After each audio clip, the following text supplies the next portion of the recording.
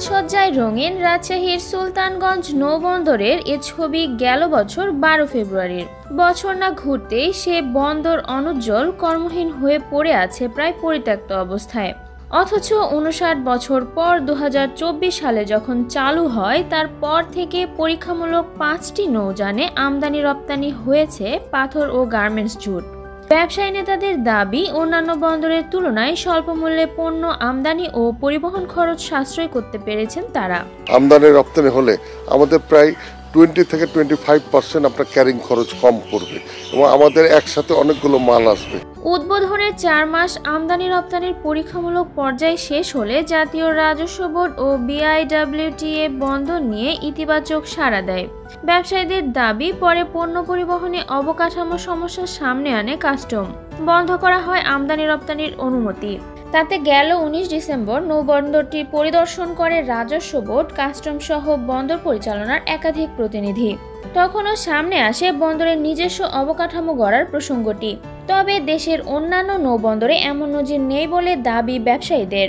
নিজস্ব অবকাঠামো থাকতে হবে, অবকাঠামো না থাকার কারণে এটা হলো যে তারা অনুমতি দিচ্ছে না, আমরা যেতে পারছি না। অথচ এটা একটা সুন্দর, এই বন্দরের সুন্দর একটা ভবিষ্যৎ আছে।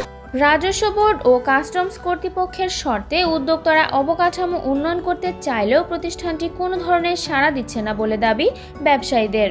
দিন দরবার করছি, ওনারা একটা জায়গাতে অনড় হয়ে রয়েছে যে আমাদের অবকাঠামো দেন।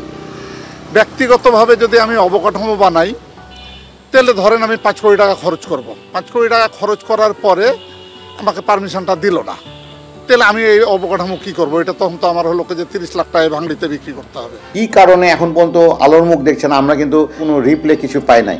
তা এটা কিন্তু একটু সদিচ্ছার অভাব আমাদের কাছে মনে হচ্ছে। কারণ রাজশাহী যে পুরো ভৌগোলিক যে অবস্থান বাংলাদেশের মধ্যে, সব থেকে নিয়ারেস্ট পোর্ট হচ্ছে এই সুলতানগঞ্জ টু মায়া। রাজশাহীর গোদাগাড়ী সুলতানগঞ্জ নৌবন্দর থেকে ভারতের মুর্শিদাবাদের মায়া বন্দরের দূরত্ব মাত্র 17 কিলোমিটার। বছরের সব সময় এ নৌপথে পানি থাকলেও পণ্যবাহী বাল্ক বা লাইটার চলাচলে নদীর ড্রেজিং এ গুরুত্ব দিচ্ছেন ব্যবসায়ীরা।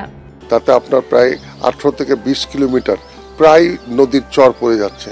এটা ড্রেজিং করা দরকার, সে ড্রেজিং এর ব্যবস্থা হয়নি। টেন্ডার করে মানে নাব্যতা উন্নয়ন করা এটা একটু সময় সাপেক্ষ, কিন্তু সরকার যেহেতু এটা নদীবন্দর ঘোষণা করেছে, এটা অকার্যকর হওয়ার কোনো সুযোগ নেই।